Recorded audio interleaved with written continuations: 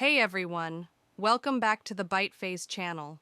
In today's quick tutorial, we'll show you how to add a device model in BytePhase CRM using two simple and convenient methods. Click the Job tab on the left sidebar to open the Job menu. Next, click on Job Settings, then choose the Models tab. Now, click the plus button.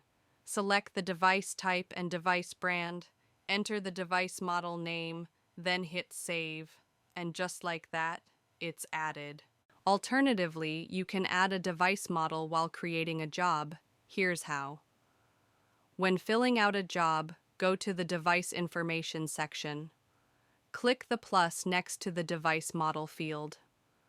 Enter the new model name, click Save, and you're instantly ready to use it, all without leaving the job form.